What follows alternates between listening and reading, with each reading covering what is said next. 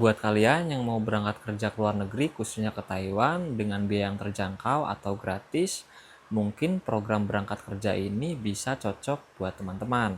Jadi di video ini aku bakal berbagi info bekerja ke luar negeri, khususnya ke Taiwan, melalui program SP2T. Buat teman-teman yang belum mengerti program SP2T, aku bakal jelasin sedikit apa itu program SP2T. Jadi program SP2T yaitu singkatan dari Special Placement Program to Taiwan, atau penempatan pekerja migran Indonesia ke Taiwan yang diinisiasi langsung oleh BP2MI atau pemerintah yang ada di Indonesia. Dan kelebihan dari program ini yaitu ketika teman-teman sudah tiba di Taiwan, itu teman-teman tidak akan terlibat dengan agensi yang ada di Taiwan. Kemudian kelebihan selanjutnya yaitu seluruh biaya berangkat teman-teman itu gratis karena ditanggung oleh pemberi kerja. Jadi benar-benar worth it banget, mengingat untuk sekarang jika teman-teman berangkat ke Taiwan itu perlu biaya yang cukup besar. Nah, jadi program ini itu bisa jadi alternatif teman-teman jika mau berangkat ke Taiwan bisa melalui program SP2T ini. Nah, untuk sekarang buat teman-teman yang masih bingung untuk cara pendaftaran dan persyaratannya, aku bakal bantu jelaskan buat teman-teman. Oke, teman-teman. Jadi di sini aku udah masuk di websitenya BP2MI atau Siskop 2MI ya, teman-teman. Di sini ada dokumen persyaratan yang wajib teman-teman cantumin jika teman-teman mau mengikuti program SP2T ini. Yang pertama itu teman-teman harus ada scan eKTP gitu, teman-teman. Jadi scan KTP kalian gitu. Dan nomor kedua itu scan kartu keluarga. Itu harus menggunakan format baru yang menggunakan kode QR gitu, teman-teman. Nomor ketiga itu ada scan asli surat izin dari orang tua gitu, teman-teman. Jika teman-teman sudah menikah itu bisa scan asli surat izin dari istri atau suami gitu, teman-teman. Dan juga ini harus ditandatangani di atas materai 10.000 dan wajib diketahui oleh kelurahan atau kepala desa, teman-teman.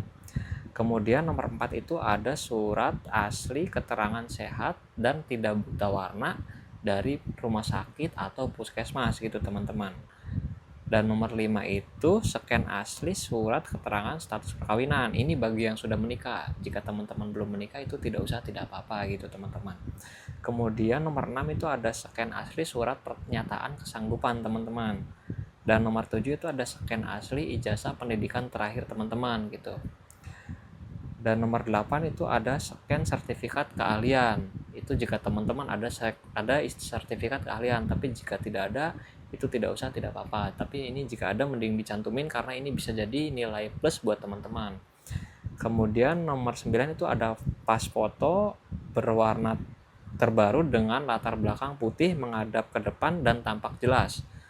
Ini dengan ukuran 3x4 ya, teman-teman. Dan file ini berukuran maksimal itu 2 MB gitu, teman, jangan terlalu besar gitu.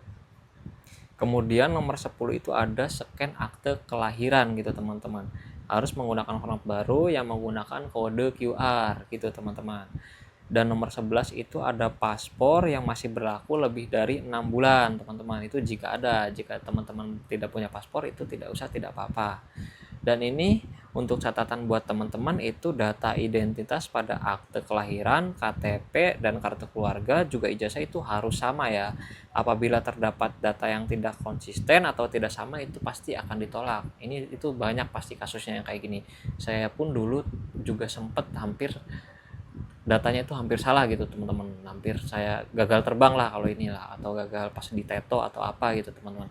Jadi teman-teman harus teliti dengan data teman-teman ya, dicek dulu gitu, baru kalau udah oke fix ini udah bener semua, teman-teman bisa scan dan apply gitu dokumennya gitu. Nah, ukuran masing-masing scan dokumen itu dalam ekstensi PDF-nya itu jangan gede-gede ya. Ini maksimalnya di sini tuh 500 KB gitu, teman-teman. Nah, untuk sekarang itu cara pendaftarannya itu teman-teman itu yang pertama membuat akun dulu di website resminya BP2MI atau Siskop 2MI. Jika teman-teman masih bingung, teman-teman bisa cek link yang ada di bawah ya di sini. Dari informasi yang aku dapat, untuk gelombang 1 program SP2T ini sudah ditutup tanggal 7 Februari kemarin ya, teman-teman. Tapi tenang, buat teman-teman yang ketinggalan dan mau ikut program SP2T ini masih ada gelombang selanjutnya. Jadi teman-teman bisa pantau aja di website resminya BP2MI atau cek di akun media sosialnya BP2MI ya, teman-teman. Jadi menurutku kalau teman-teman mau bekerja ke Taiwan, itu teman-teman lebih baik coba jalur SP2T ini yang jauh lebih hemat biaya dan juga resmi gitu teman-teman. Nah, kalau teman-teman masih bingung dan masih ada pertanyaan, teman-teman bisa tulis pertanyaan di kolom komentar yang ada di bawah. Jangan lupa subscribe karena aku bakal sering kasih tips dan info kerja ke luar negeri khususnya ke Taiwan. Sampai bertemu di video selanjutnya. Bye-bye.